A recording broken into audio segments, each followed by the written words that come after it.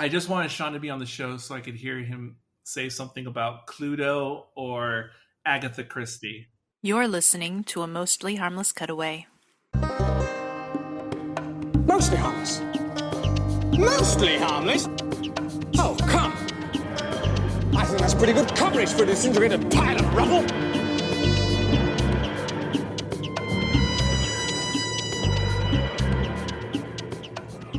Hi, this is Eric. This is Josh. This is Carl. This is Caleb. This is Isaac. And welcome back! It's Doctor Who, Mostly Harmless Cutaway. I'm pretty sure this is episode 184. Are you sure? I'm pretty sure. We're not worrying about decimals or anything at the moment. There you go. Thank goodness. No question marks or hash signs or anything When else. I need them, I'll use them, but we don't need them today. I think this is, aside from maybe one or two episodes we did since Church on Ruby Road. Wait, that's not what it was called. Empire Death, and I can't remember the other one. Well, the series finale of the Disney Plus Doctor Who series, that's the last time we had a proper group. And of course, we're back because there's New Who again. The Christmas special 2024. And we're going to get to that in a moment. But obviously there was someone on the podcast, this podcast, who has never been here before. Thanks, Eric. Thanks for bringing me in. I appreciate it. It is Isaac in the flesh. And Isaac, where may have people heard you before in terms of podcasts? Third time's the charm. I'm doing this recently. Holy smokes. Thanks for bringing me on once again to new things. If you have not heard my voice before, I am on the Novice podcast. I'm on Bending the Elements podcast and the on hiatus Test for Echoes podcast. Wait, what is Test for Echoes? Because I'm not sure what that one is. Yeah, break them down, because I'm curious, too. What are the topics? Of course. I've mentioned Test for Echoes to you twice, Eric, but Novice is the one that Caleb created that I usually frequently co-host with him. So that's one that brings up general reviews of movies and whatnot. Bending the Elements is more the television side of things, and Test for Echoes was made by my friend, and I again also was pretty much the main co-host on that as well. And it's mostly to do with progressive rock albums from the 20th century and early 21st century. I just realized this is the first quarter of the 21st century. Holy crap. It's going fast. That's cool. Nice stuff. Yeah, I also like the fact that Isaac is definitely professional. He's got his oohs and ahs down. He doesn't use them like me. It's just refreshing to hear somebody complete a sentence without saying or ah. So I just really appreciate that as somebody who constantly does that. There you go. Me too. Thanks. I've been tainted by the ooze. I'm going to be self-conscious now about how I speak. That's right, Eric. You should be. Yeah. Oh, geez. Just kidding. And of course, Isaac has now guested on all my podcasts. Has Isaac been on Prognosis Negative? Yeah, we did Night of the Comet on there. Classic 1984. Great episode. Oh, I didn't even know what podcast. Oh, I'm going to have to go listen to that one. That's fun. Great movie. That was my first watch ever of that Excellent movie. particular movie. What? That was your first watch? Going to Slacker? I know, I was shocked too, but Oh my God. Even I've seen that, and I haven't seen anything. Everyone has embarrassing movies they've never seen, like Sean with Die Hard, and there's something else. Or you with the War Games, but that's not a movie. there you go. That's Yeah. Doctor Who. Break that cellophane. And we're on a Doctor Who podcast. Now, obviously, Isaac has never been on this podcast before, and part of the reason being, not that he wasn't welcome, but to my knowledge, and I'm not 100% sure, Isaac's never watched Doctor Who before. He hasn't even watched the Christmas special. We're just going to have him sitting there in the corner. No. Isaac, have you watched Doctor Who before in any iteration? Many, many, many moons ago. Do you remember what you were watching at the time? It was in... See, I can't remember exactly if it was 2005 or 6. On the BBC channel here, I was just flipping through channels as I would as a youngster, and I remember seeing... I had heard of this Doctor Who, sort of, and there was this fellow on there, and I was like, wait, is that the guy from Harry Potter and the Goblet of Fire? And obviously it's David Tennant. And so, but again, I can't remember if I see Tennant on Doctor Who first. Again, it was brief, or I see Goblet of Fire. I don't remember the episode at all, but that's just what I can recall back in the day. That is the only thing I've seen, other than probably being friends with one of the biggest Doctor Who fans I personally know. You know what's wild is that because you watched it like around 2005, 2006, that's like, to you, that's really old Doctor Who. That's like so old and just this memory that you had growing up. And to me, like watching a Tom Baker episode in PBS is the same thing for me. Like that's what I grew up with and what I fell in love with. But it's just really wild. Yeah, I can't get over it being 2025 at this point and thinking about how long Doctor Who has been on the air at this point. In its new iteration. Whether you like it or not, Caleb. Don't worry, Caleb. We'll get to your distaste soon enough. Oh, I got things to say. Absolutely. So, Isaac, you saw a little bit back then. Did it not really grab you or interest you? You didn't want to check it out again? Much like Dragon Ball Z when I first watched it, or maybe it was Dragon Ball, I can't remember. Often compared to Doctor Who. I looked at it like in, not disdain, but I was just like, I don't get how this works. I didn't understand the rules of how anime works or worked and works still. Then I watched WWE professional wrestling and I understood that. And then eventually I grew to like, oh, they're the same thing. And also Superman versus Goku also helps. Another thing that Doctor Who is frequently compared to is WWE wrestling. I was going to say, I think that's the first reference WWE on any MHC. I might be wrong on that, but... There you go. Don't you guys remember the time when John Cena came out of the TARDIS? I wish I remember that. He would have made a great doctor, actually, John Cena. He had the spinner belt on him. That would be actually really cool if he was a companion. All right, so presumably you've seen this episode, Joy to the World. So we're gonna ruin it for you now, Isaac. Like all of what you saw back then that you said, I'm not gonna ever be interested in this stuff. We're just gonna make that. We're going to make that absolutely true for you tonight. Spoilers. I guess I'm going to keep the conch with you, Isaac, but initial thoughts on this, your first real Doctor Who? Is this considered a bottleneck episode if we talk about like traditional American TV shows? I know, again, not television show, I get it, but just like, because I know obviously this is like a TV special. It's an hour long. Well, I could answer that question, but just go ahead and say what you want to say. And if we need to amend anything, we'll do that later. Initial thoughts. Well, I know that this show often goes and has these annual Christmas specials. I don't know if they've missed one ever. Who knows? And obviously it's what I can gauge from is that there's only like maybe one piece of content that you would have to know the series about. She shows up at the end. I'm assuming she's like, from the series, or whether it's prior reincarnations or not, or sorry, regenerations, apologies. Or not. But other than that, like, this is a very, when I say bottleneck, just a closed episode, a standalone episode to go with Ghost in the Shell standalone complex. So I was like, okay, no, I got this. And again, I like science fiction, and I don't know if this was science fiction or just like a good story. I'm not really too sure, but I guess I'll turn it over to whoever's next on the list. Well, there. One last thing before we move on to another. One more thing. Just one more thing. And obviously we'll be here to answer any questions throughout. But right off the top, about the show itself in general, from what you can gauge, do you have any like big just questions to explain anything about the Doctor or how he travels? No, he's inside a police box and goes around the universe. That seems pretty straightforward and simple to answer to me. So not really anything. They had I guess what I did like about it, there was a good closed time loop. I like that in this episode. There was a closed time loop, and I enjoy those where they didn't break reality like Back to the Future does. So I definitely enjoyed that. It's also like Prisoner of Azkaban as well. Kind of had that as well. Doctor Who fans generally have much to say about anything with especially Bootstrap Paradox. Yep, you got it. And I'm sure we'll discuss that more, but who would like to take the conch next, or the screwdriver? You know what? I'd like to hear from Caleb first. You know why?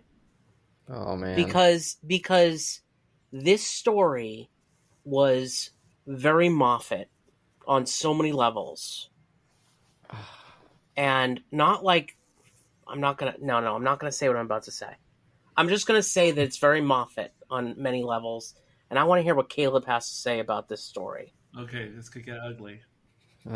Sorry to put you on the spot, Caleb, but you are a known Moffat unenjoyer, shall we say?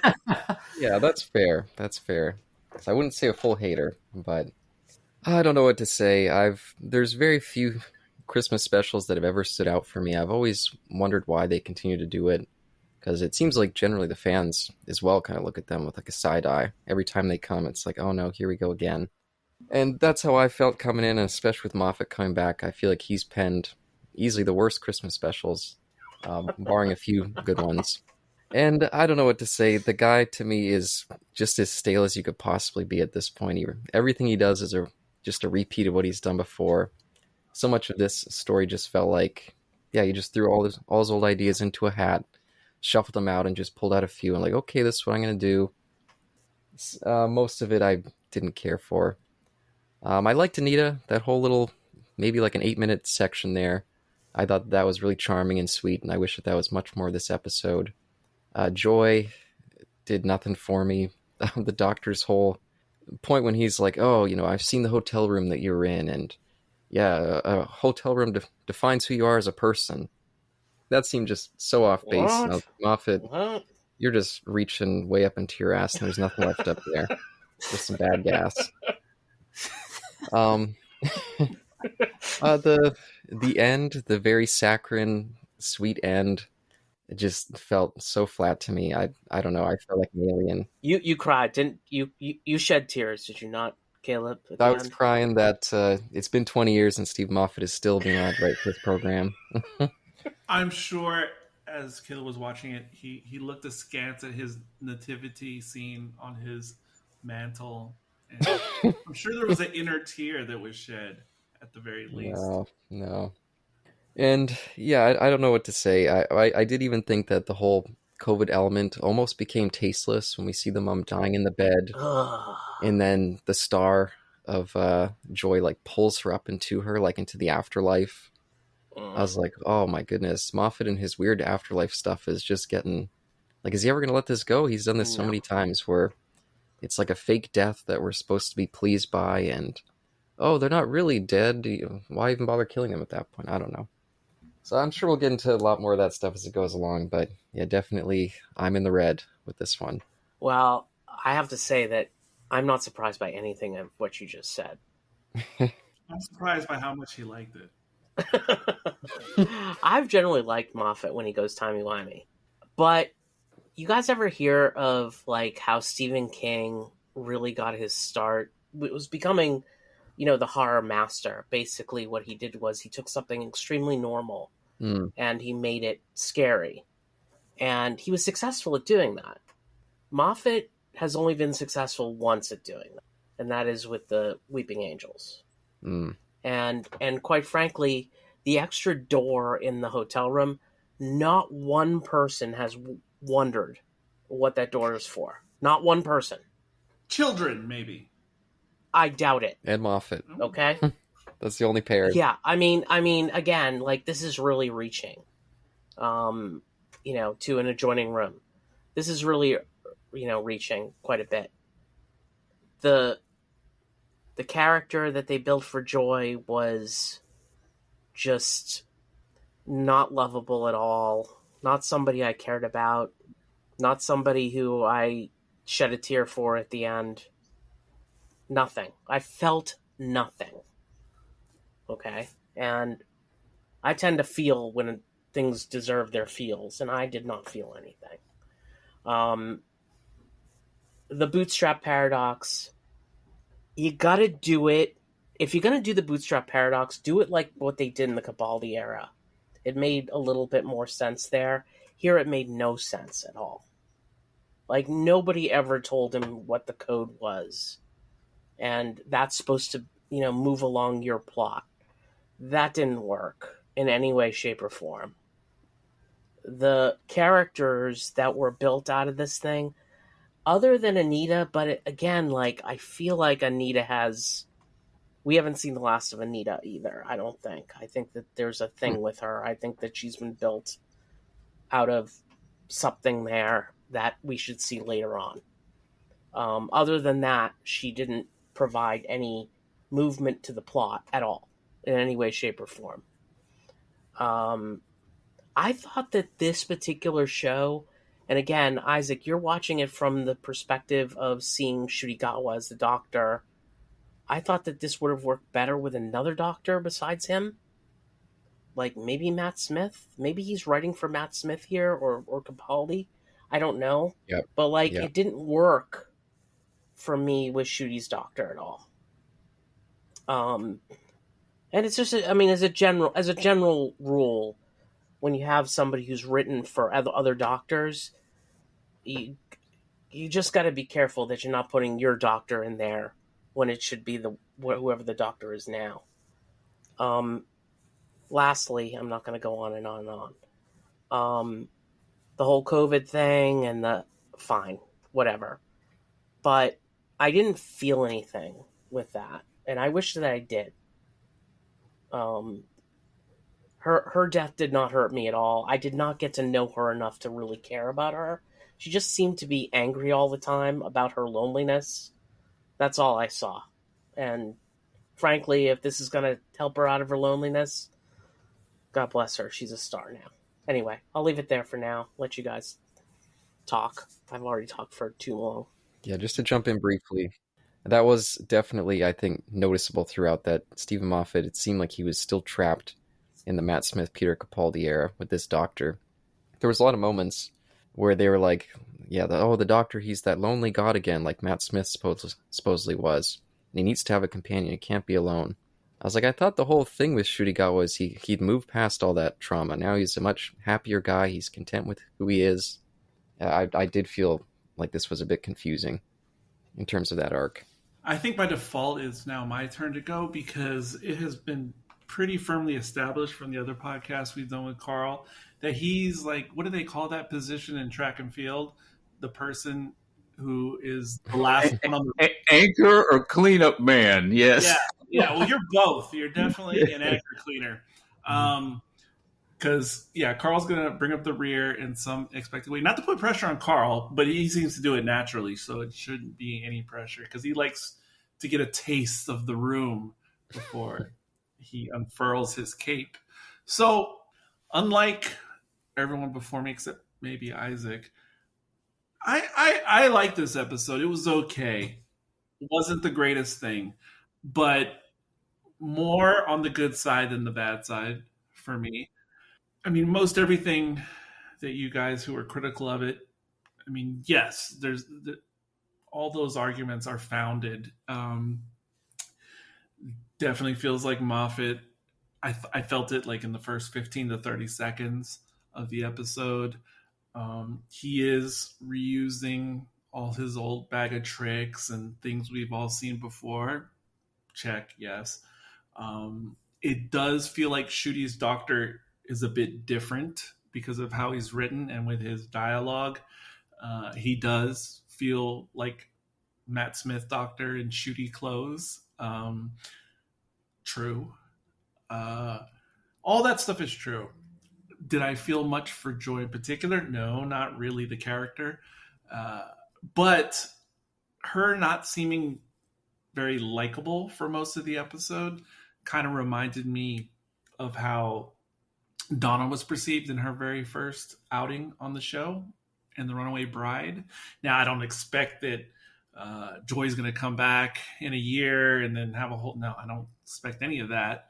But it's fine. I'm not in love with her, but it's fine.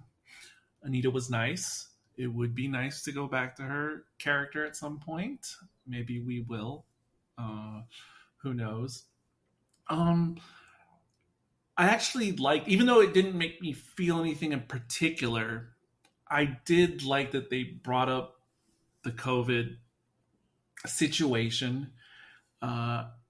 Generally, well, it depends, not always, but generally, I like when Doctor Who references something of the era of whether when it's made or, if they're in the past, something that relates to that time period, or maybe something that is like a reference point to think about in our current times. I do like the acknowledgement of that. I know because I don't look into fan reaction and internet reaction as much as I used to for a multitude of reasons. But from the little I saw, it seemed like a fair amount of vocal people, they did not like the reference to COVID, like pulling it into our real world. I saw some people say they didn't even want to think about that time in the real world and wanted to have the escapism of Doctor Who. And I also know there was a lot of people who didn't like the many religious references. And that's a broad spectrum. It wasn't just one particular religious thing, but just, and a lot of people felt that that's Moffat's hand, of course. I'm sure that is part of it. And yada, yada, yada. But just the idea of what happened and how she became the North Star, once that clicked for me, which was probably a minute before it was revealed in the episode, I liked that ending. I personally liked how it tied this all back to Christmas. And I know often it's difficult when you have these Christmas episodes, and they don't always do this, like actually tie into the Christmas concept. They can be Christmas adjacent, which is totally fine. But then when they do try to get Christmas specific, it can be hit or miss. I wasn't expecting it to exactly go the way it went with the big reveal at the end, but I kind of liked it, even if it was a clunky journey, like to manufacture this situation, but it made it more worth it for me than if it was just some random, I don't know ending. And I think there was one last thing I wanted to say for now, which was, I didn't notice this until my second rewatch, which was earlier today. Because, I watched it the first time, and when it comes to New Who, I don't pay attention as much as I used to, unless something really grabs me. So, I wasn't fully paying attention the first time, but upon second rewatch, I noticed the conversation they had at the end, Joy and the Doctor, because the Doctor had mentioned earlier how, a hotel room can be like a person without their makeup. And it wasn't until the second rewatch when I noticed that bit where Joy turned it around the Doctor and said, that was your room for a year. That was you. And I know Caleb said, I thought we were done with the old depressed, lonely God Doctor. And I thought the same thing. Once we started this new RTD Ncuti Gatwa era, I thought, oh, good, it's all behind us. But then I was remembering back, because I've watched new series Doctor Who seasons 1, 2, and 3 over the past months. And so, I've been reacquainted with those first 3 series.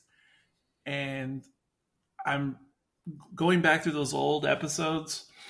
I'm reminded of how affected the Doctor initially was when he lost Rose.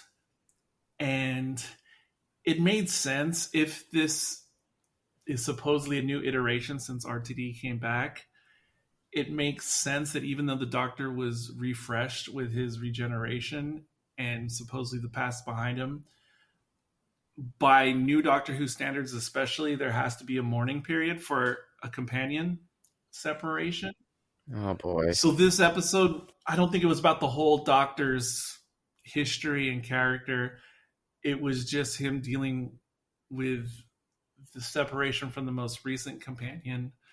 And so it made sense. And I liked how the episode was somewhat interesting because of all the Moffat ridiculousness.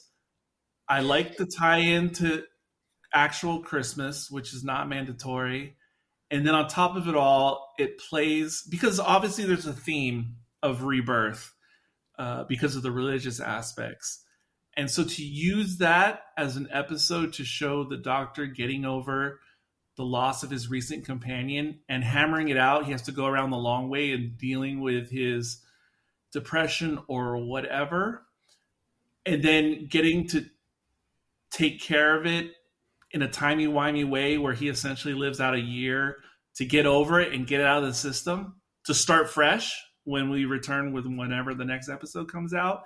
So I didn't get that the first watch, got it on the second, and I go, okay, it's good. It's good. Because you don't, for Christmas specials, you don't expect them to necessarily blow you away ever. So to have this stuff packed in there, to me, that's just a bonus.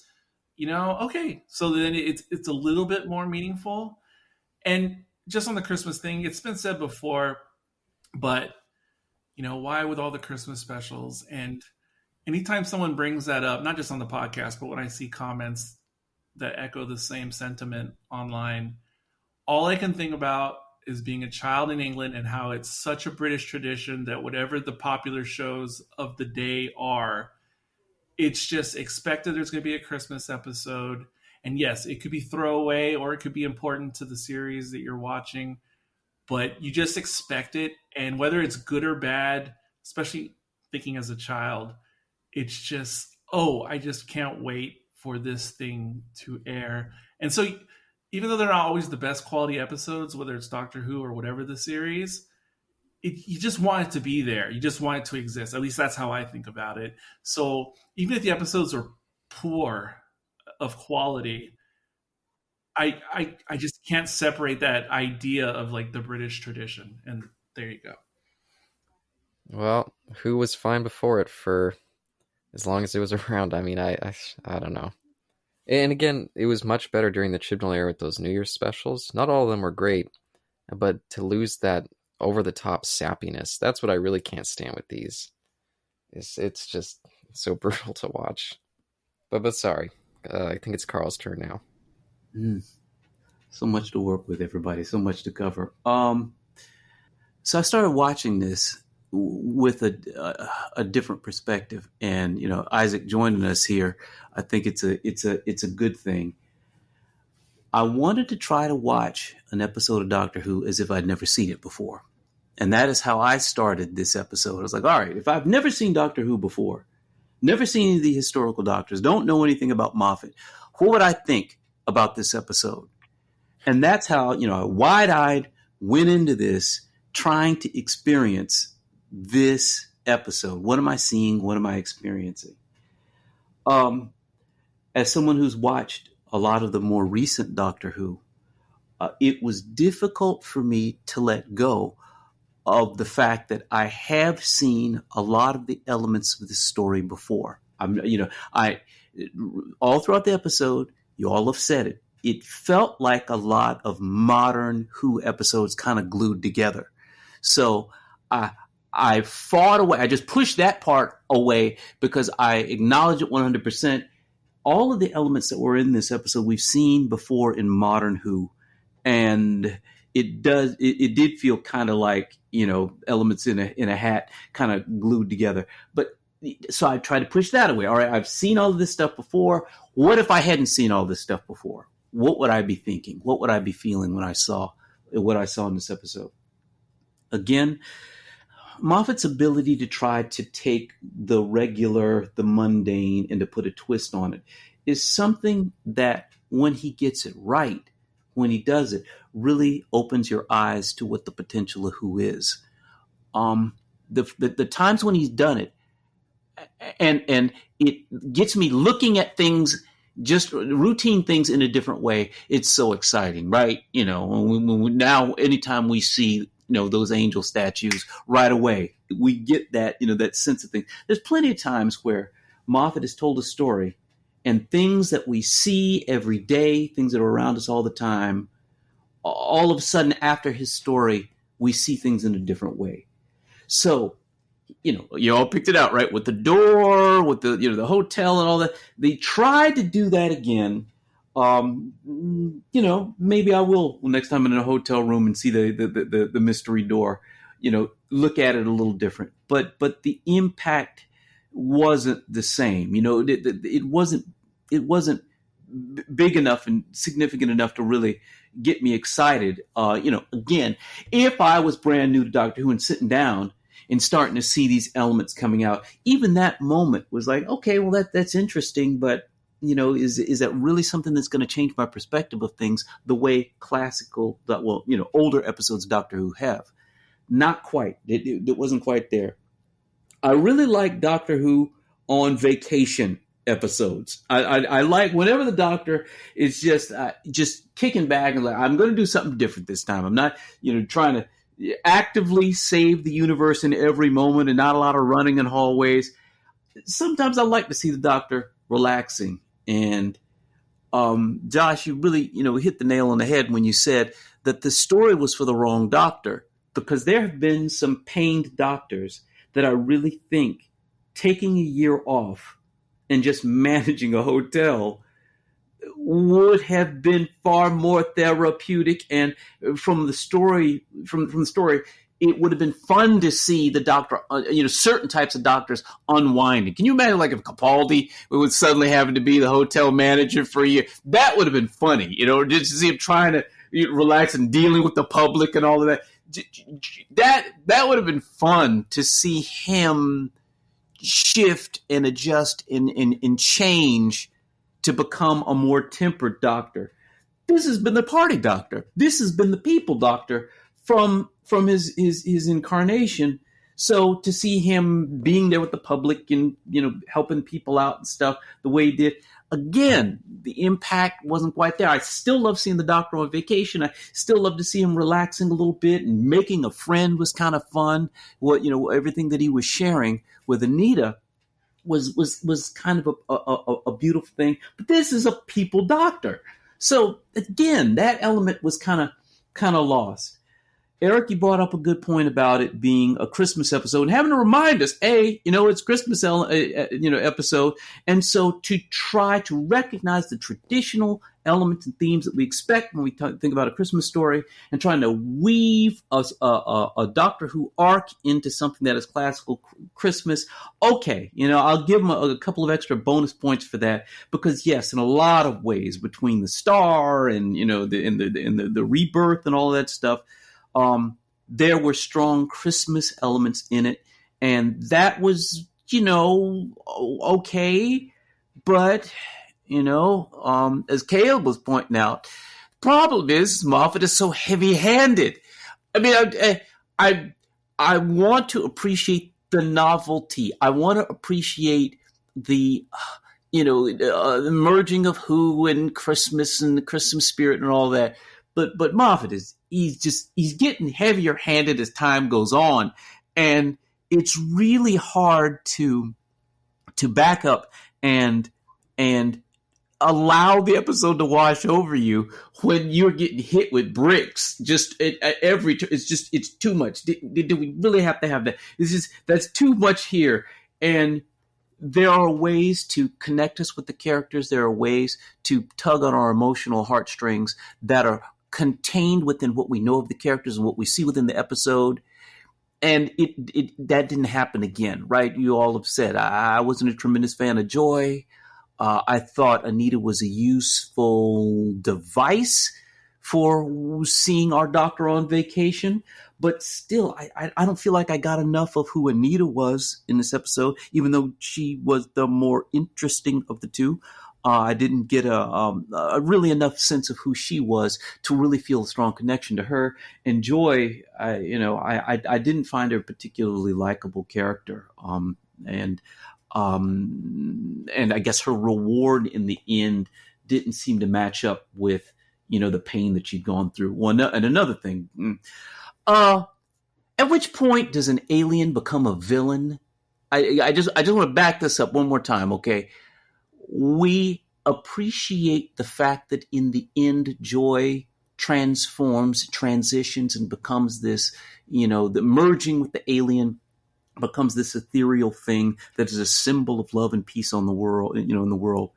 But look at all of the suitcase victims that, these are just the ones we saw in the hotel, right? There's no telling how many people have been, sacrificed and ingested into the aliens database before it finally transitioned into, this joy dominant ethereal being in the end. I'm not sure everybody got a good deal on this, the handoff thing. I'm so happy for Joy, but, there are a lot of folks that got absorbed into this, and we are trying to make this a happy Christmas story in the end. And I'm like, we lost a lot of folks getting to this stage where Joy gets to become the star at the end. I'm not sure if that is a happy ending, really. I mean, just so all of these pieces coming together, right? I like the Doctor on Vacation. I like that it was a Christmas double air quotes episode. I like to see, a little bit more of the character development that's outside of the Doctor. Sometimes that can be fun, but it didn't flow. This was not a subtle, smooth episode. It really did feel like a lot of ill-fitting pieces kind of jammed together. And while I desperately wanted an emotional connection to the characters and an emotional, Christmas peak at the end of this, there's so many, pieces that I can't reconcile to give me the emotional payoff that would have made it, a happy Christmas story. So in the end, it was not my favorite episode. I see where they were going, but the pieces just didn't seem to mesh well together. And the emotional arc and the payoff in the end, which, now I'm looking at hotel doors and the Christmas star, and I'm seeing it in a new way. Even that, it wasn't smooth enough for me to have an emotional connection to the things that happened. So good try. Good try, but it didn't quite do it for me, guys. It wasn't there for me either. When's the last time that Ncuti Gatwa used a rope to try to pull something apart or used a rope from a moving vehicle? Oh, wait. Yeah. The last episode that we saw. He's big on ropes, apparently. You're not joking about that. From the very beginning, he's been about ropes. Yeah. I mean, come on. I mean, just doing this twice in a row feels a little off. Twice in a row? Oh, you just beat. Yeah. Okay. Well. Yeah. No, they did it twice in a row. They did it in the last episode. The I don't remember the name of the second episode. The Empire of Death or whatever. Yeah. They used that with Sutek too, and that was. Yeah. Lots of ropes. It just so many things off, you guys.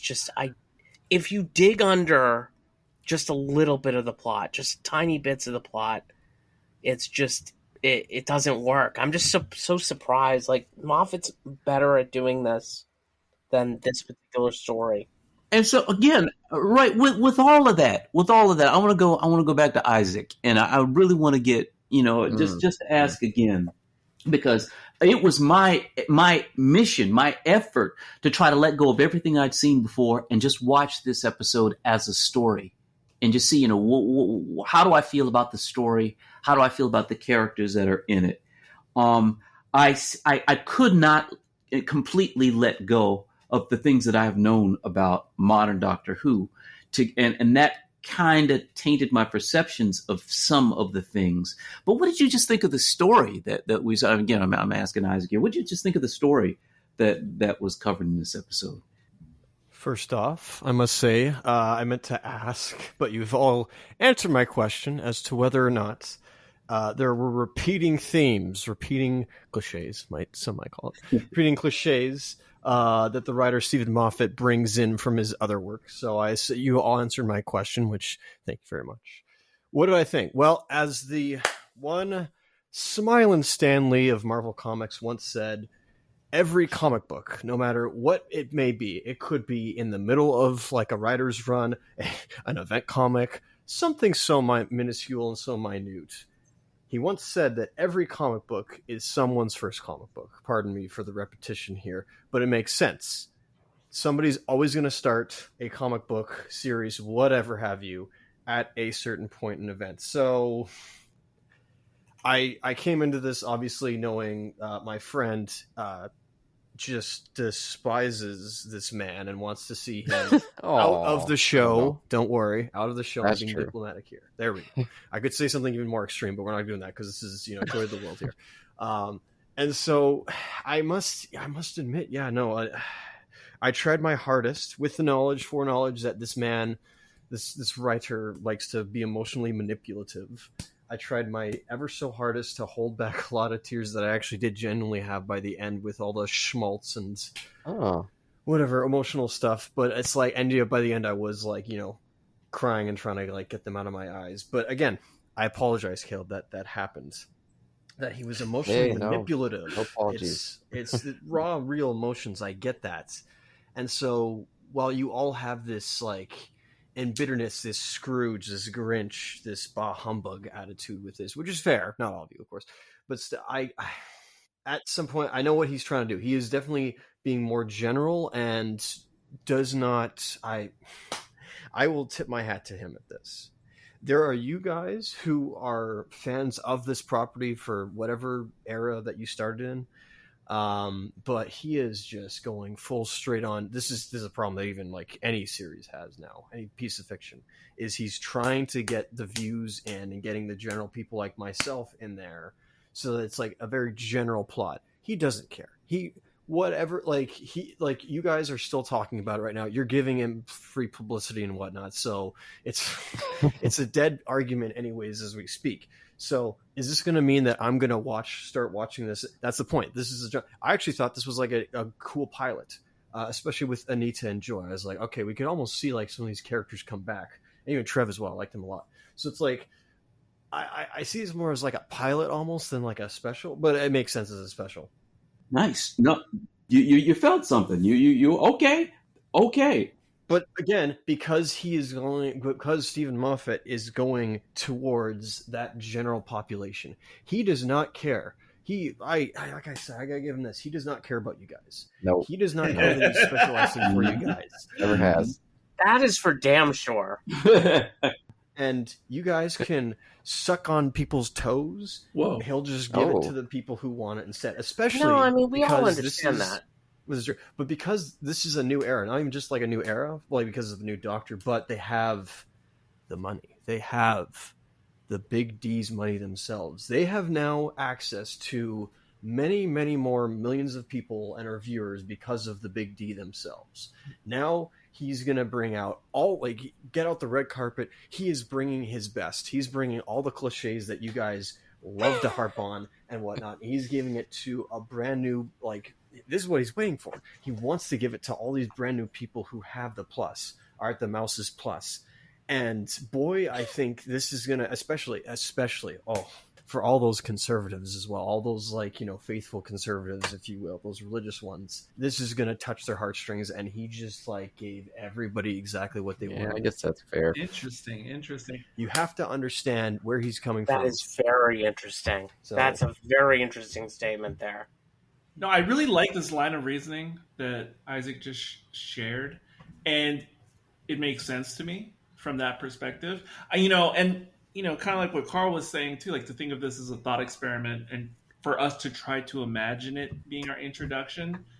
Yeah, it is too difficult though for us no way. to put our brains into that mode.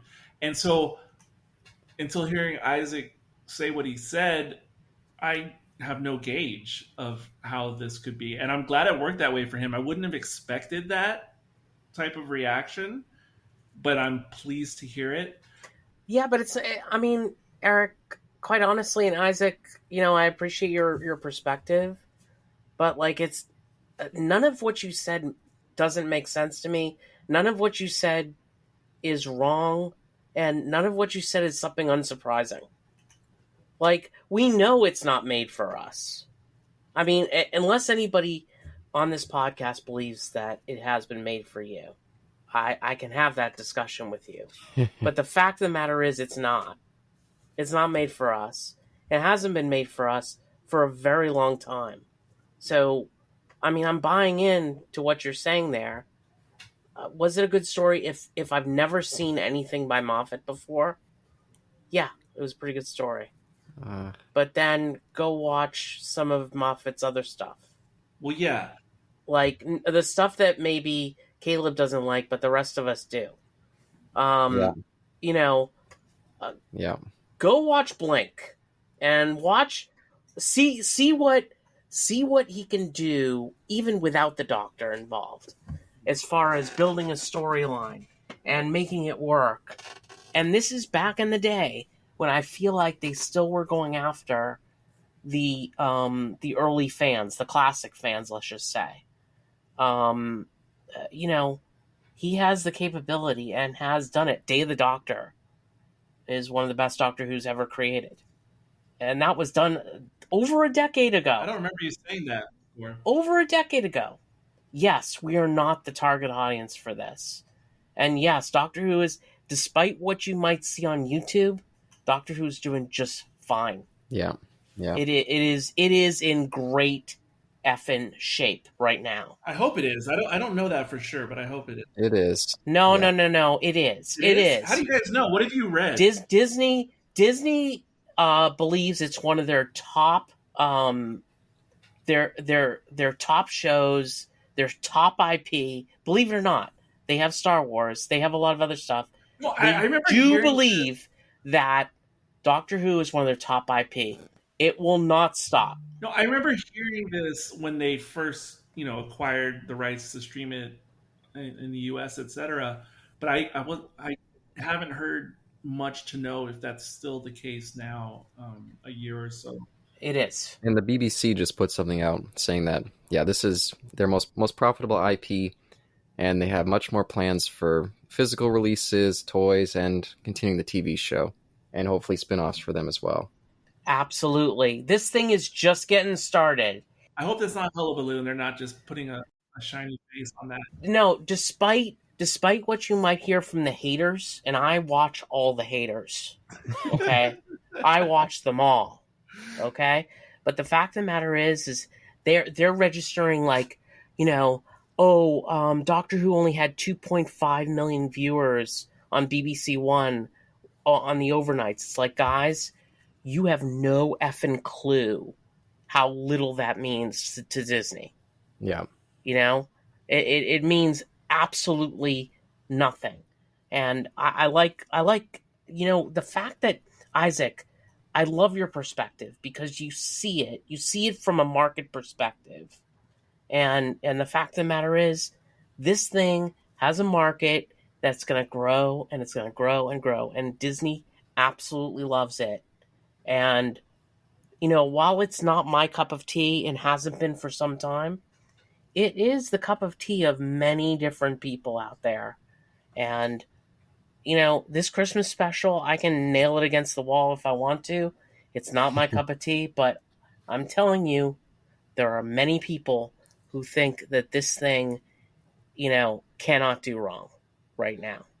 Well, if this is the case, and it turns out that popularity is growing, especially amongst new fans, new eyes on the show, and even if the show continues to be not for me, I'm okay with it. I think it's a good thing overall. That being said, getting back to the angle where it is for me, or I'm trying to be entertained, while I like this episode for the most part, and I really appreciate Isaac's reaction, I was going to say, because Isaac mentioned about the big D and the money and what they can do. And that is definitely a double-edged sword from my perspective. I brought it up numerous times on podcasts we've done together, but how things can go wrong when creators, especially really creative creators, how things can really go wrong when they have almost godlike control on their production with the resources and the effects and everything. I don't need to go over the old argument that I've made many times. And this plays into the idea of what Josh was saying about going back to the early Moffat stories in Doctor Who. because actually Blink was the most recent episode I watched in my my rewatch of the new series. Still great. And yes, and especially up to that point and a little bit after that point, those were my favorite episodes of Doctor Who back in circa 2008 or so, were all the ones penned by Stephen Moffat. And seeing all of those recently, or relatively recently, I think they do benefit so much because we're not worn out on Stephen Moffat. We don't know his tropes yet for sure. But also because of the limitations of the show back then and not having all the money in the world and not being able to have these lavish sets. I think the sets were almost a bit over the top. Not in a bad way, but I was just like, what in the world for this particular episode? Because it is like a middling New Who story. But yeah, I see the Disney budget, and it's weird to see those two things married together. Middling story with incredible budget. Well, all right, look, I'm holding it in. I mean, that's like, okay, hold it a little bit longer. Okay, go ahead. Or I'll burst. Okay. Oh, no. Because, yes, Blink and some of those other ones, and not just the Moffat ones, but the good ones from the first 3 series of New Who, it's definitely that, it is like New Who is like new Classic Who now. Like there's still Classic Who, and then there's new Classic Who, which is the early years of the new series, because Blink is absolutely incredible. All the actors at the time who feature in that, because obviously it's a Doctor Companion light story, they're all unknowns. It's just everyday sets for the most part. Even when they go historical, it's just basically taking a camera anywhere out in the English countryside. And it's all just in the script and the setup of the story itself. Yes, some of it is convoluted looking back on it now. Yep. Because watching it recently, it feels like there's a dozen simpler ways the Doctor could have taken care of the situation. And again, not lost people's lives, so to speak. But they also have happy ending deaths, which again is, we now know, a Moffat trope. But it was not known back then. But there's something about that simplicity I miss in what I'm now calling New Classic Who, the 2005 series. And yeah, like I don't need the high production values, but I get it. I do think this is the new show for the new generation. And see, they can look back if they get that interested, Isaac and others, if they kind of like this, if they look at what will be their Classic Who, new Classic Who, they can really see the golden times, the golden era of the new era, when it was more about the story and the manipulation, and things felt newer and fresh. Kind of like being like a newer Star Trek fan and then watching TOS for the first time, or the Next Generation for the first time. That's kind of like how I'm starting to see the initial years of the RTD, era. But anyway, I got more to say, but I think Carl was chomping a bit. Yeah. Okay. So again, thank you, Isaac, for your perspective. That was, that got me thinking and trying to release the shackles of my mind from, how I'm seeing the episode, given the context of things that I've experienced in the past. Again, and I don't have a problem with Moffat. Some of my favorite modern Who episodes are written by Moffat. So I don't have, a disdain for him personally, as some folks might. But I do like a well-constructed story, and I do like, the emotional arc to make sense.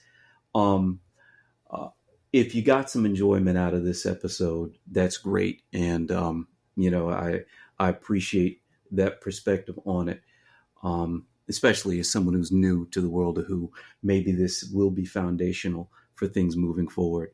My concern, dovetails a bit on what Eric was saying here, which is what we might be seeing with the great ratings and and the high production value is very similar to perhaps what we might have experienced with Star Wars when The Force Awakens rolled around. When The Force Awakens came out, beautiful story. I thought it was interesting. Now, again, one that I had seen before, but the production value was good. Everything was setting things up for the future, a very exciting possibility. I could see where the story was going to go based upon the pieces that had been left there. If I ignore the history of things that came before it and just watch that movie on its own, it is a good foundation for what is possible. My concern is that who will suffer the exact same fate that Star Wars did, which is with the budget, with the emphasis on markets, when you're thinking about who, broadening the audience and all that kind of stuff. It is not just that we're letting go of the classic fans. I'm not even thinking about that. I'm just saying there is a tremendous value to quality stories that are well constructed. And if we start losing that for all of the flash and all of the budget and all the production value, I am worried. Even though right now the ratings are good, even though they're saying all kinds of great things about the future of this, the best of Moffat, the best of Who, have come from what you were describing as like these bottle shows or whatnot, well constructed, simple stories that take us in a different direction. And this was an approximation of that. in this one, they like I said, it was a good try at that.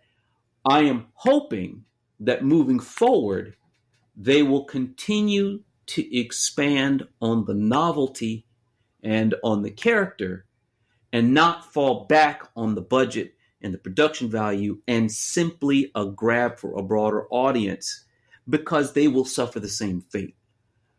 So yes. I don't know how to reconcile. It's just, that's exactly what I was thinking. If I'm listening to what you're saying and I unshackle my mind and I watch it the way that you're describing it, I can kind of see it. But just like the guys are saying here, we've also seen Moffat do much more with far less. We know he could do really strong, powerful stories, and you're not seeing his best in this one. And so is this going to be enough? Is he going to be able to, Moffat or, anyone moving forward with the future of Who, can we still preserve the novelty of it, and not fall back on just production value, not just fall back on, hey, Jar Jar brings in the younger audience. I'm just, I'm wondering if we're sacrificing something here for that cause. But no, I hope and pray that it goes well, because I think that's a really apt comparison you just made, Carl, because I do see the similarity with what you described when Force Awakens was new and how things have gone post that. And of course, probably the simplest, biggest problem with what happened after that was not having a plan going forward and beyond that. So one would hope that they have, and I know they have some kind of plan, RTD does. I just don't know how it's going to pan out once we see it all on the screen.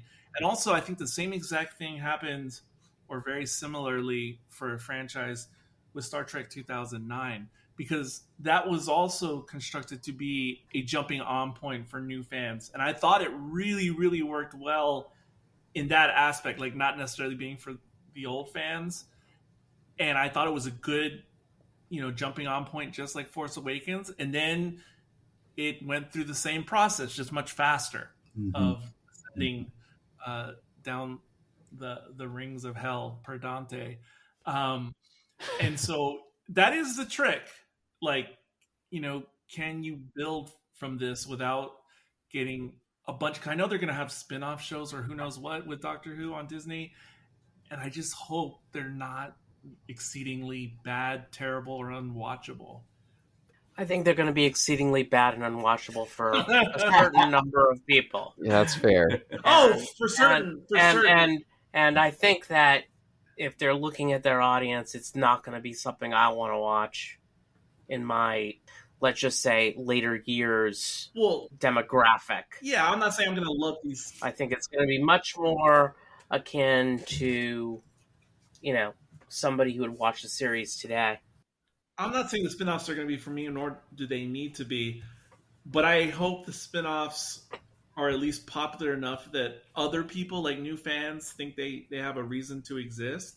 I mean, think about it. Like, even, 20 years ago, Eric, there was a spinoff out there getting started called Torchwood.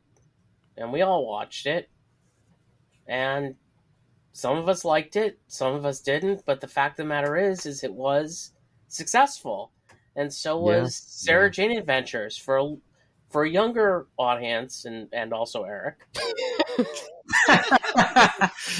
Hey, I could be younger audience. So,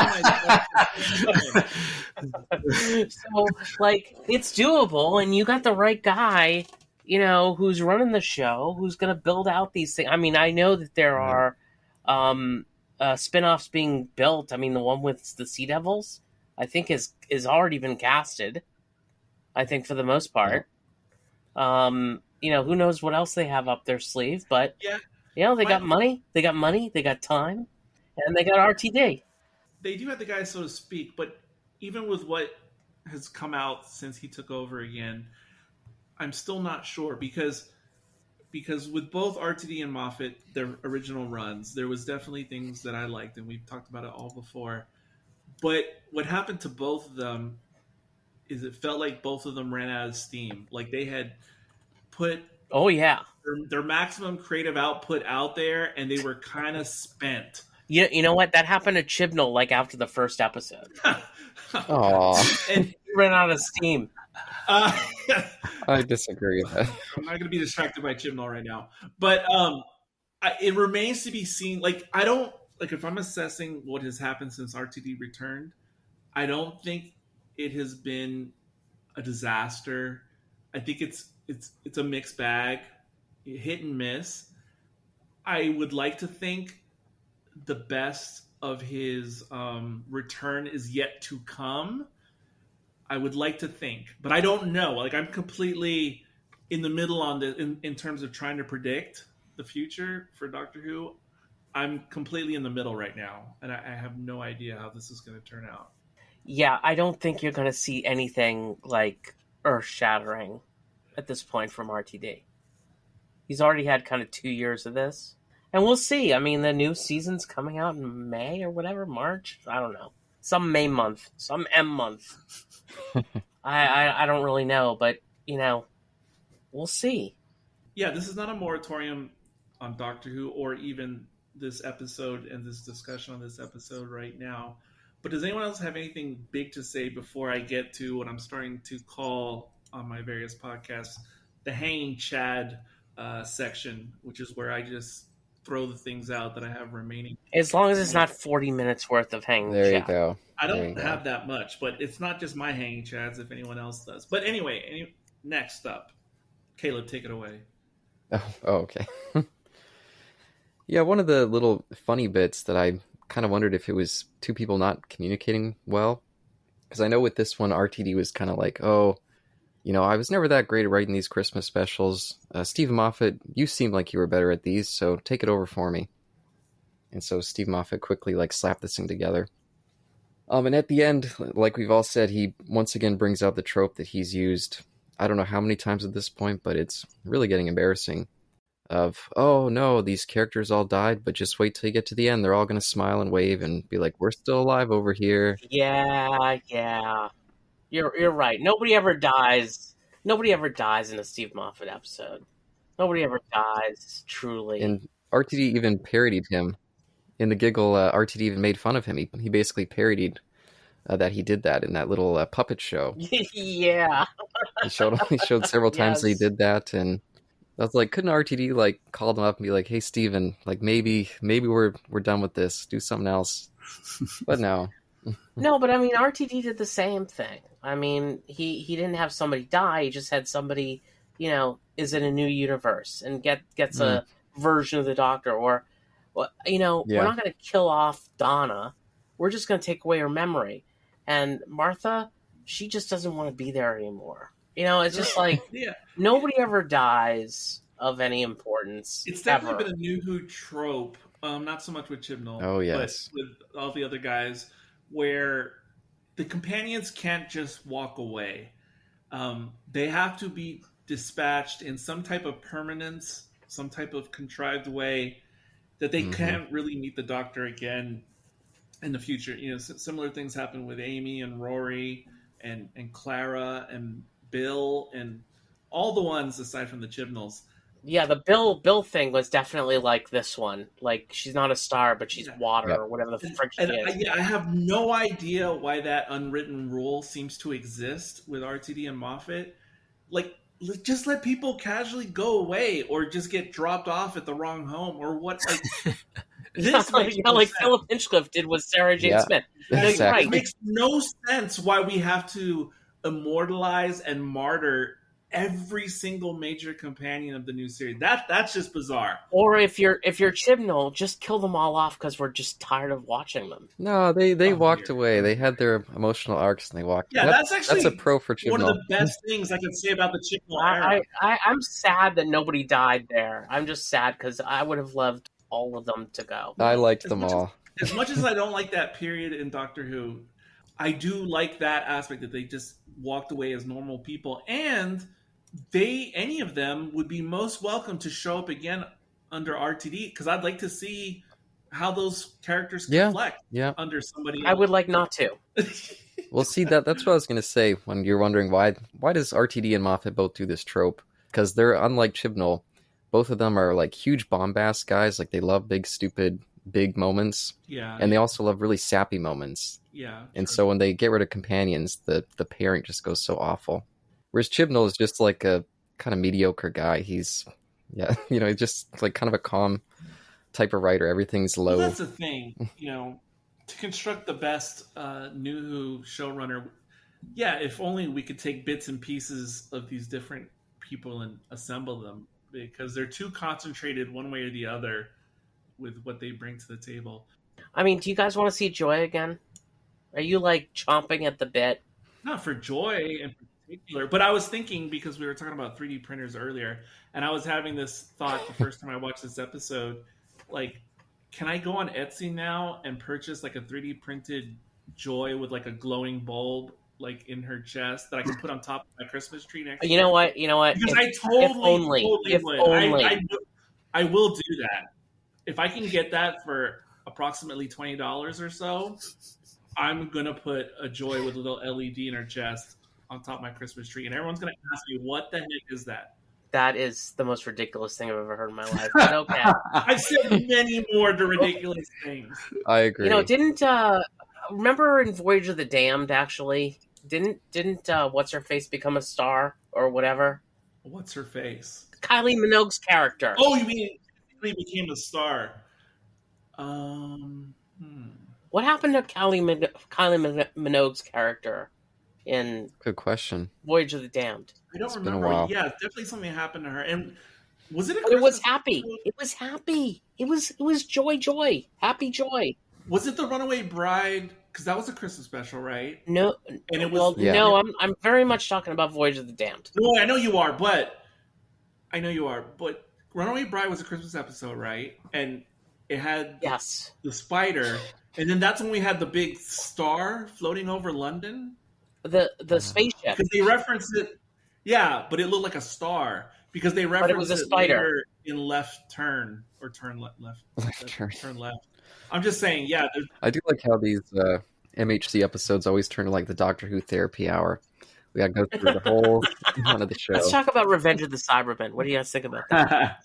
Better than this. No, yeah. But any other big things to get out in this episode before I go to my Chads? No. As long as the Chads aren't 40 minutes. They're not. They're really not. All right. Well, I'm starting the timer. There you go. I was chuffed by the plunger gag. Oh, good lord! You're chuffed. I felt other people groan, like other old fans of Who. I groaned at didn't. that. Yeah, chuffed is the wrong word. Is that the wrong word? Sounds like something else. I don't even know what chuffed. I mean, is. maybe it is the right word for you, Eric, in that moment. Yeah, I liked it. Because Okay, all right. because a lot of the Moffat witticisms, because it's Moffat. It reminds me of the days of Dawson's Creek, and when all the other Oh boy, it's going to be 40 minutes. like UPN whatever shows, when all of a sudden all the high school kids like spoke really snarky and intelligently. Eric, you're down to 39 minutes and 16 seconds, and I'm not feeling good about it. So Dawson's Creek. I'm just saying, and you could feel it in all the characters in this episode. Like they have the Moffat speak, which that's not a good thing. Not a good thing. But I did like the plunger line. We're going with the Mavity gag still. We are. Will this continue? We are, and it's driving me insane how dumb this is. Isaac, just curious, did you notice when they said Mavity? Mavity. What part of the episode was that? I've watched it twice, so. The doctor was explaining something. He was explaining something. He was talking about gravity, and suddenly he said Mavity instead of gravity. Yeah. It was a very quick line. I was curious if you're going to catch it. It was a very quick line. Yeah, it was. Yeah, I apologize. I didn't see it, so It's okay. But is this going to continue to be an eye wink gag, or is someone going to some writer going to find a convoluted way to make this mean something later? Yeah, there's been this kind of silly running joke where they bumped into Isaac Newton and they said Mavity instead of gravity, and he latched onto it. And so now, apparently in Earth, they say Mavity. I don't know. I don't think it's going anywhere, Eric. I think that it's just they think it's clever. I think it's definitely going somewhere. We're not going to hear about it for 35 years. Well, I'm not saying it is going to go somewhere, but is it going to be a continual eye wink joke? Because that's not necessary. But I agree. They're here and there for me. As much as I'm glad Murray Gold has returned to Doctor Who, I haven't heard any new themes that I really like, which typically every new series that he did of Doctor Who prior, he would introduce some little theme or motif, but he hasn't really added anything new since he's returned to Doctor Who. And also something that surprised me going through series 2 and 3 recently, very early in New Who, you hear a proto version of the Matt Smith Doctor theme before you even knew who Matt Smith was. And I was surprised because I didn't realize that was there. But then also in those early series, you hear a proto version of the Ncuti Doctor theme. And that really surprised me when I heard it recently. I don't know, I can't do it now the way it goes. But it is overbearing, the Ncuti theme. Thank you. In this newer series. It's really overbearing. I don't like it. It's like for Doctor themes of New Who, it's like it's the Adderall Ritalin version, because every time it comes, it makes your blood pressure rise, but it's always like that. Like they don't do a subtle version of it that I've noticed, and yeah, that's not good. And that was something that happened a lot in Christmas episodes prior, scored by Murray Gold. Mm-hmm. I remember disliking his Christmas scores in particular. So that's not a good tradition that is continuing. Can't disagree there. There you go. It's weird because we were talking about, happy ending, or like how people can't truly die. Now, Moffat, he penned that prior episode we liked, right, with Ncuti, where we had like killer robots. Yeah, boom. You have Villain Guard mentioned again. Is that just Moffat putting his stamp on it, or because I don't need to explore anything Villain Guard going forward ever again? No, we'll explore it again. Oh dear.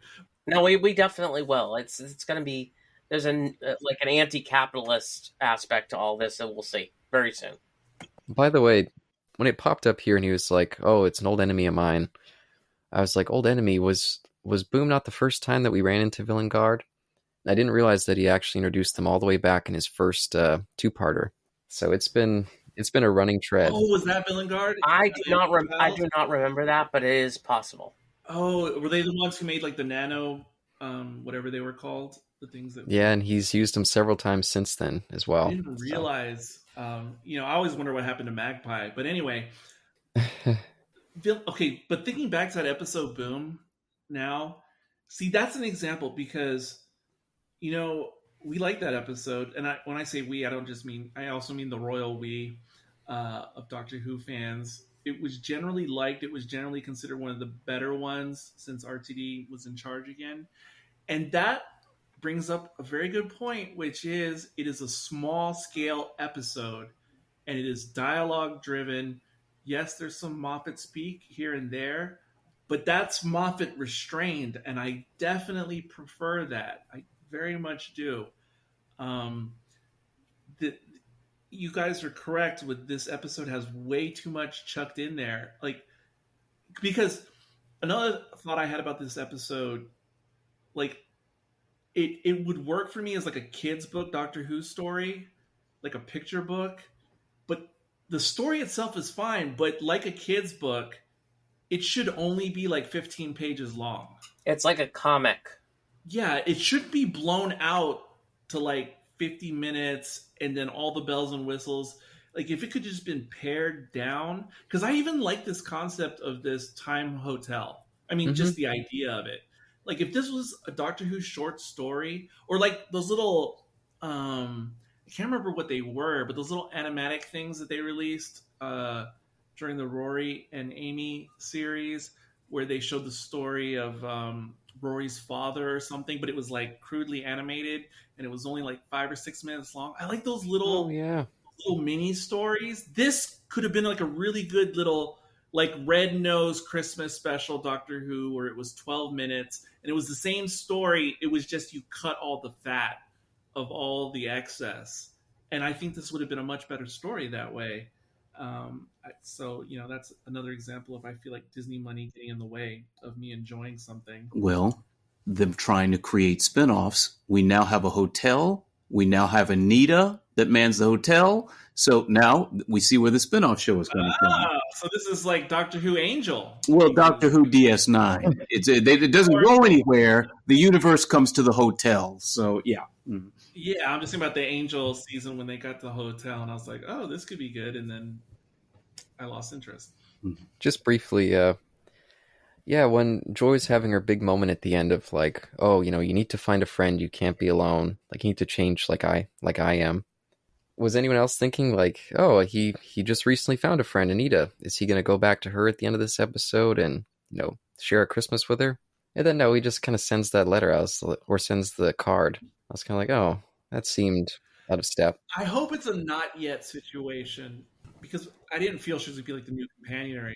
Like she didn't feel set up in that way. But I hope it's like a Donna or someone else character, that we can return to. Whether as a full companion or not, I don't know. We're gonna have the Anita Ben adventures. I don't know, but She'll come back. We'll see her again. Hopefully, yeah, she's coming back. Yeah, we're gonna see her again. Mm-hmm. And the likes of the Time Hotel. I'm telling you, that's coming back. Hey, I welcome this as long as it's not schlock. And the only last thing I have is just written. Okay, so now we're going to do this French thing. Is this going to catch on? Our fans or people going to go nuts with this? Is this going to become a shooty phrase, or is this a one-time deal? I don't know. I don't know what I want in this situation. Excuse my French, but what the French? It was good the first time, but then he kept going with it, and I don't know how I feel about that part. Yeah. I mean, it's like, put that together with Mavity, and you just want to throw the whole series out the goddamn window. Because I just don't want it to be catchphrases, because, I hear other... That's been New Who. Come That's on, been, like, all Geronimo, Alonzi. No, those were cool to an extent, fantastic. But bow ties are cool. No, but I've heard...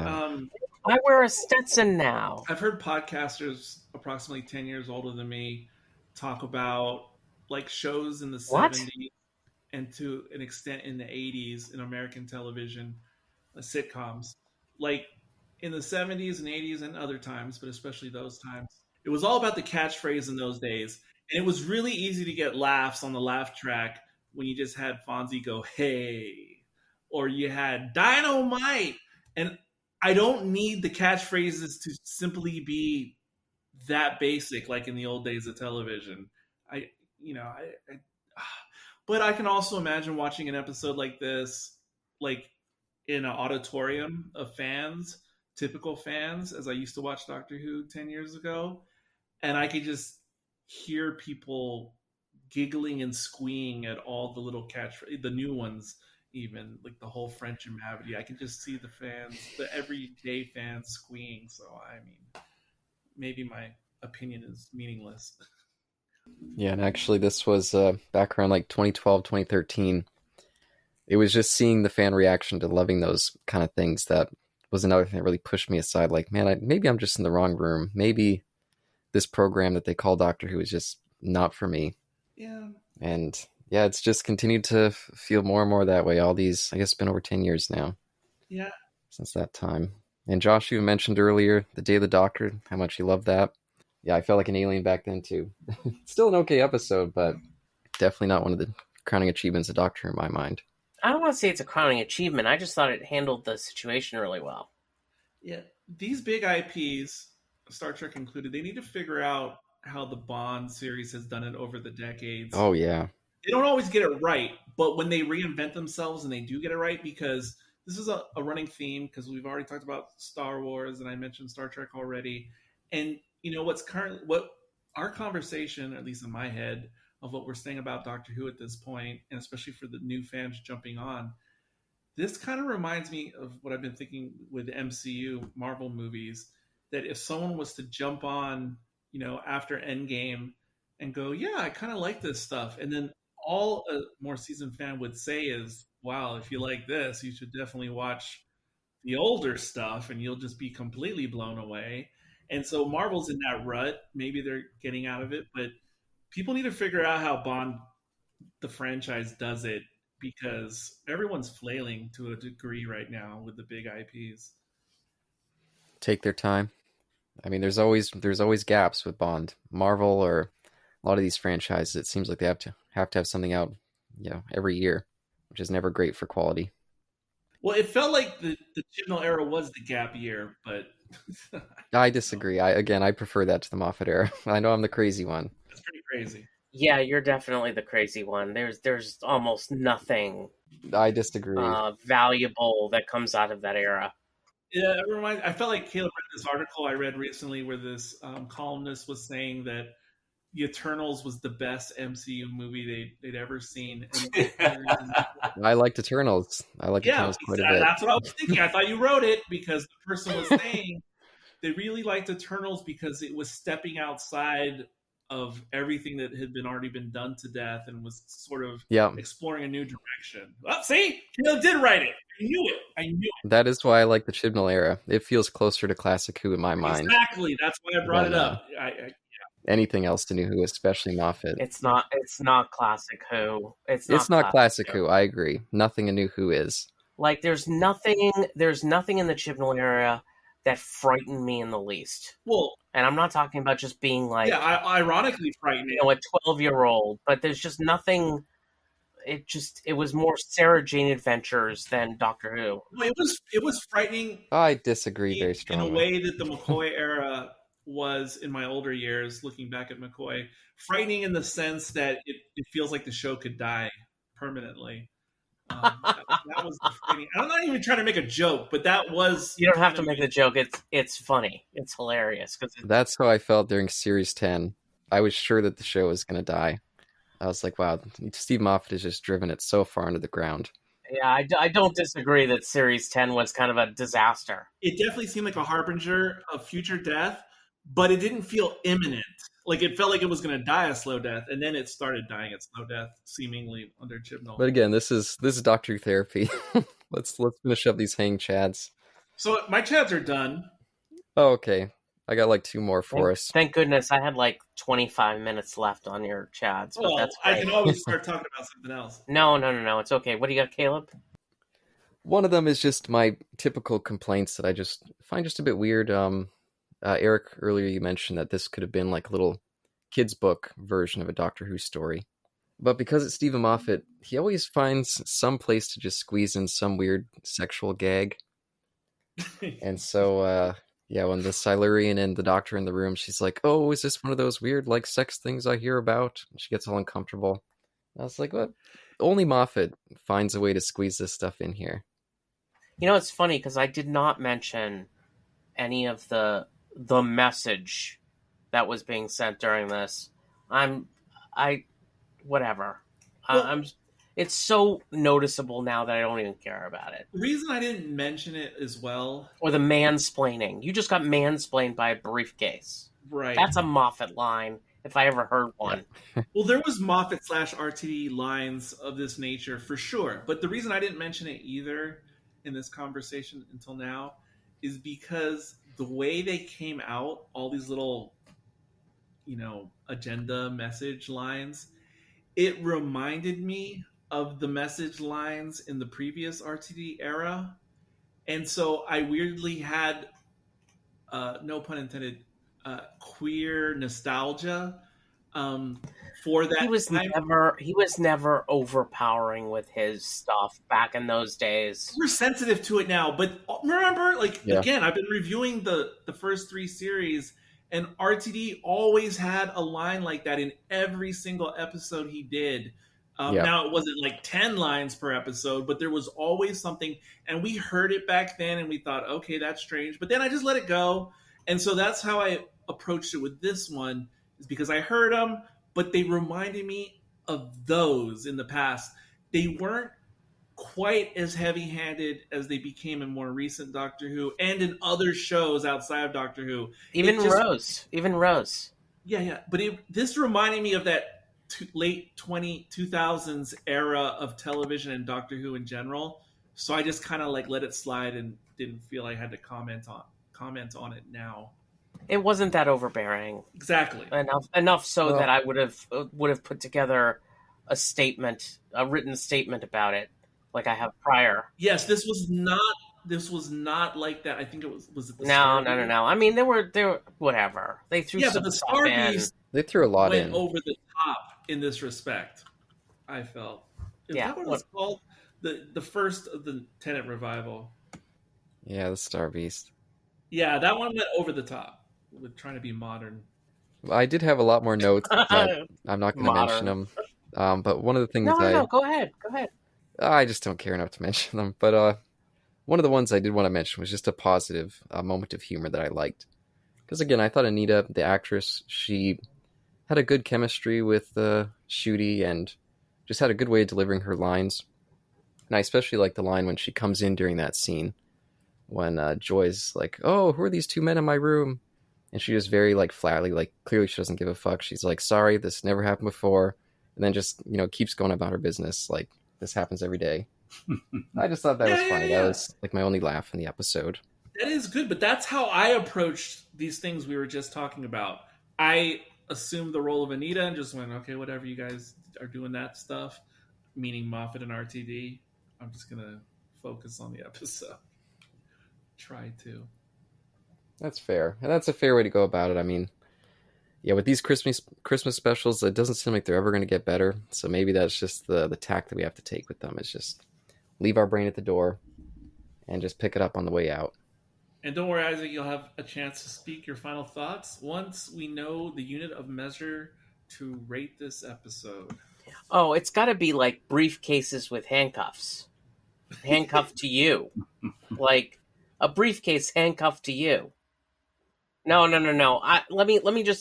Let's take a step back. Let's do built stars or something like that, like manufactured stars, and we'll do the other thing later on when we're leaving the episode. Stars. So manufactured stars. It fits in so many ways. Anyway.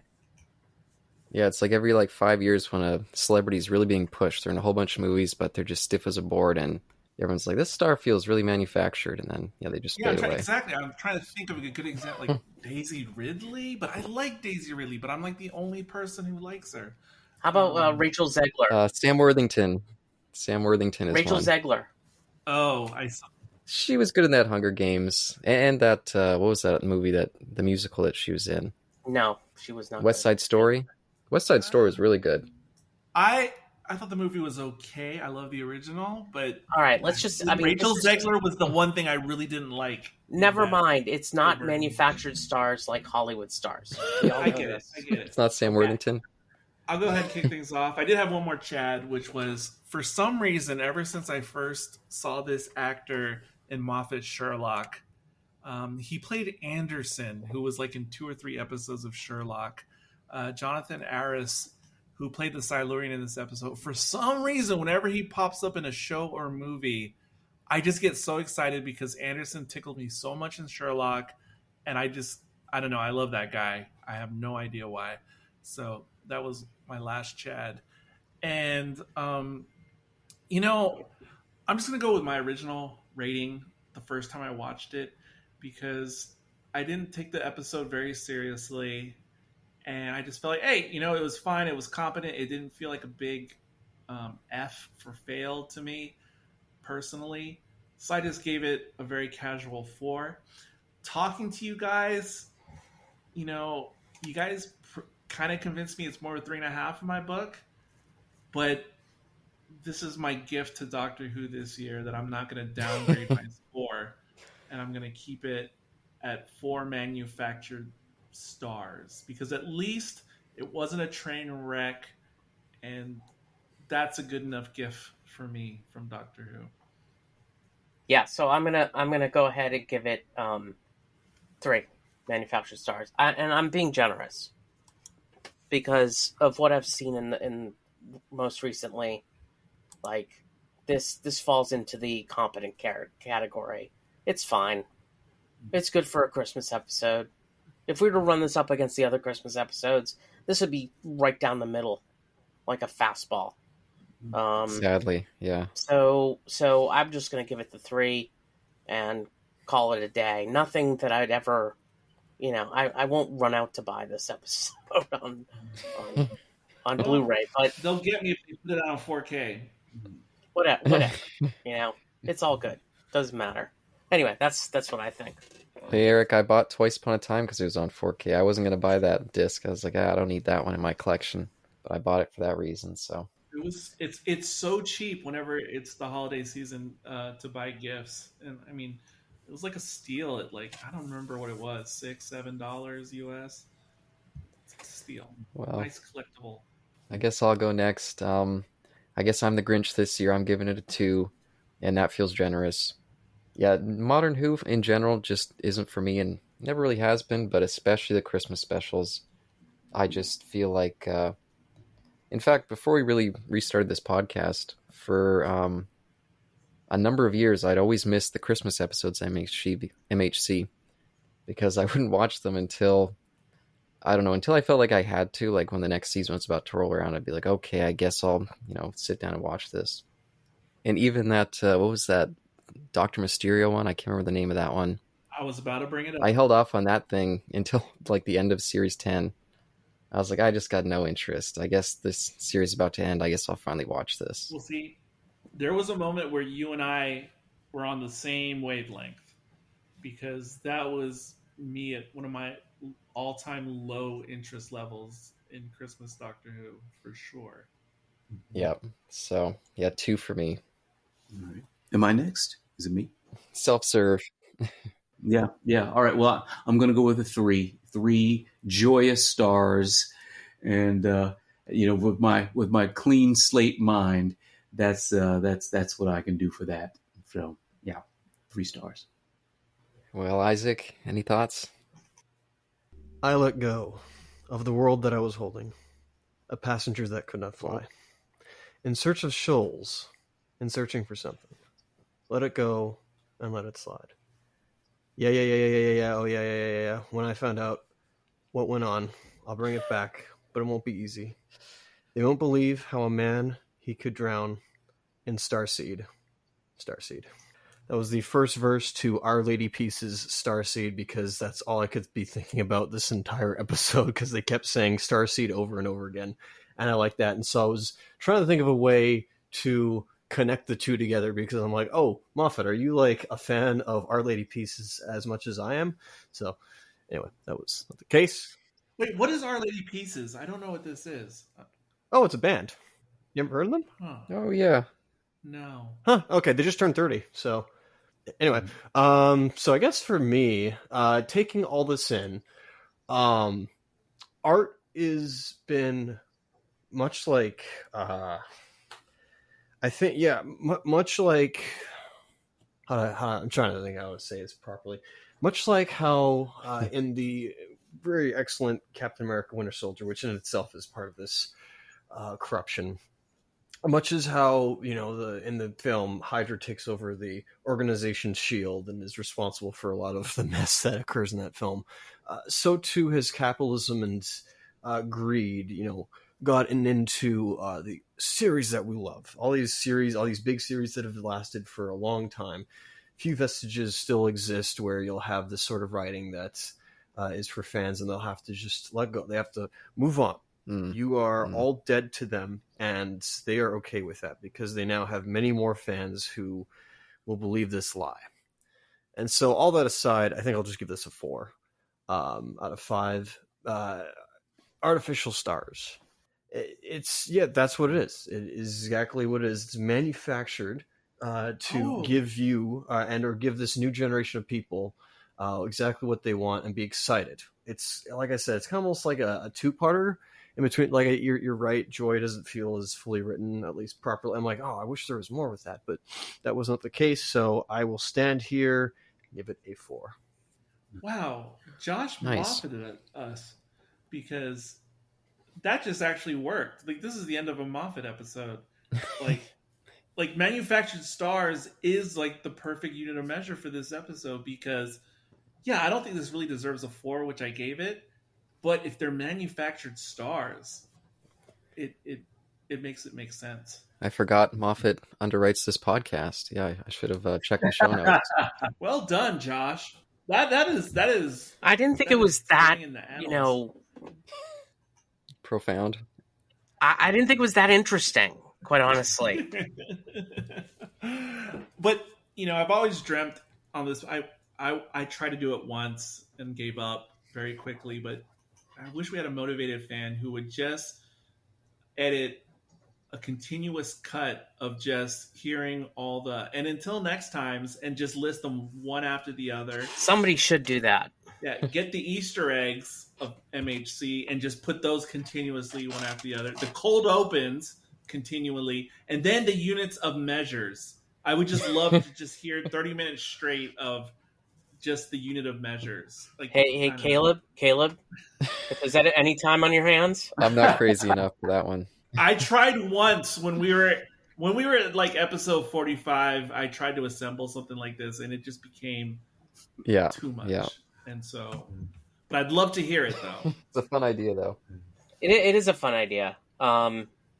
Since we have a lot of material, but you're right. I don't think anybody's going to be such a fan. I mean, what do we get? 17 people listen? What is it, Eric? Once upon a time, though, we had, well, I don't know if people were actually listening, but the download figures used to be immense. But it was probably the bots, you know, automatically downloading new episodes. Well, the other thing is we don't sell ourselves like at the conventions anymore either. I used to try to sell ourselves a little bit. But yeah, after I had that convention stalker, I had to hang it up. Yeah. I also used to sell the memory cheats more, so. Yeah, no, but it's funny. You know, Isaac, once upon a time on this podcast, for many multiple episodes, we had an actual person create unique art with ink and paper, cover art for individual episodes of this podcast. Haley actually commissioned at no cost to us, hand-drawn art. And there was one piece that I was hoping I could actually get the original, sent to me from down under. But yeah, it's just remarkable how times have changed. I can't believe this podcast, in terms of Earth time, is sort of in its 15th year. Wow. Yeah, wasn't that why episode 40 was such a big deal for Progneg? Because you're like, it's been so long and we're only up to episode 40. We got to make a special out of this. I think my first one was 2007? No, 2010. 2010. Yeah, it was 2010. Yes, this feed started right after New Year's 2010. Yes. And this is my first feed for sure. Well, I hope we have many more going forward. I have no idea when the new series is supposed to come out. If you watch the little teaser for the next series, I don't know if is that series 2 of Doctor Who. Yeah, yeah, whatever. It's Eric. It's series 1. I mean, let's just start it over again. Why not? I know this is another comic book trope where they just do a number 1 all over again. Constantly just to get me to buy, and then all the variant covers. Anyways, so you can already see who the next companion is going to be if you want to find out. But that's about the only thing revealed in the little teaser, which was revealed like a year ago, or whatever. I didn't know that. Yeah. I didn't know that. I only discovered about a month ago who the next companion. She's been in the series. That's the thing. I didn't know that either. Yeah, she was in Boom. That's right, Boom. I forgot about that. But it's just the actress, right? Not. We don't know. We don't know. Hopefully, it's the character. That'd be a real shock for New Who to have a character not from Earth. Oh my god! Don't get me started. Okay, that'd be so great. Like Adric. Like we should have another Adric. Oh yeah, I'll take it. I'll take it. Oh my gosh! What was his age? He just had a birthday. He's like 67 now or something. Oh, he's more than that. Oh my gosh! He's got to be more than that. Because he just had his birthday like in the last couple of weeks. I mean, he was there at like age 20, and that was maybe 67. Anywho, I hope we have Isaac back again. Don't say anywho. I was thinking that too. I used to say that all the time before Doctor Who came back into everyone's consciousness. No, it's okay, Eric. It's all right. I'll take any Who over this. And again, I hate that I can't use the word queer anymore because it always carries some type of political connotation. But when I was in grade school in England, it was such the common word to say all the time about anything. Like instead of saying weird, and I don't know when it was, the 90s. Probably when I came to the United States, I realized I couldn't use the Q word anymore. And so I always have to self-edit myself. But I don't know why I have to do that. Anyway. Well, it's just the way it is. You have to self-censor yourself or you'll get in trouble with somebody. Oh, dear. Yep, with somebody. Well, we'll see what New Who is like now under the Trump administration. Maybe we could consult Elon, because I know he's getting into parliamentary politics now. It's going to be fantastic. It's going to be way different under the Trump administration. Elon did date an actress on Doctor Who before, and I'm sure he's a fan of the show. It would not surprise me he's a fan of the show. So he could consult, possibly, with Disney and RTD, and we could see what happens. Hey, maybe they'll bring back the Trump stand-in from the Jodie era. Exactly. We could bring back Chris Noth. Yeah. He was... Bonus points if anybody knows who the actress was who Elon dated for a while. It's free management. I don't know. Might have had a kid with her or two. She also had a very tiny part in Inception, but I noticed her because of Doctor Who. It's Billie Piper, right? No. I remember her in Inception. Yep. Catherine Tate. Didn't he date Catherine Tate for a bit? No, it was in Silence in the Library. So I said Catherine Tate. There you go. Oh, dear. She was the cute girl in the astronaut outfit. Oh, Miss Angelista. Yes, there you go. Yeah. I don't remember her name. Musk was with her for quite a few years until he went on to Rise. I swear to God, I think Musk was with Catherine Tate when she was the Spoon. Oh dear. Might have had some kids with it, Angelista too. But anyway. Well, that wouldn't surprise me. He has 42 kids. Yeah, it wouldn't surprise me. Yeah. Yeah, exactly. It was XZ Omega. What? Because the way he names, he's named some of his more recent projects. No, it is true. There's one. He basically named all his kids by the alphabet. So there's an A, Greek. there's a B, there's a C. Greek alphabet. Right. And regular alphabet. I know there's an X. So, closing out the show today. Oh dear. Jesus. What the hell was that? A ramshackle production today. That was that was me. Sorry, that Caleb. was a Sean cameo. I'm not as stoned or drunk as Sean is, so I just wanted Sean to be on the show so I could hear him say something about Cluedo or Agatha Christie. Oh yeah, we missed that. Because I almost thought that was supposed to be like a signpost of something that happened in the story, but it wasn't, as far as I can tell. But anyway, closing out the show today, this is Eric. This is Josh. This is Carl. This is Caleb. This is Isaac. And until next time, Even if you're handcuffs to some weird briefcase that's gonna kill you, Don't panic.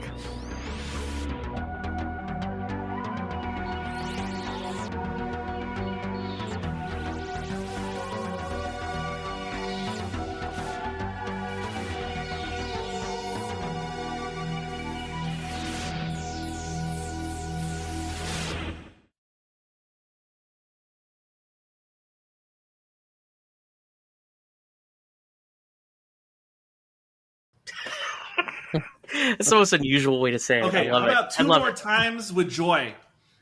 Oh, Don't panic with joy. I'm wrong. Don't panic as joy. Did anybody panic when she grabbed the briefcase? I know I didn't. I'm like, oh, perfect.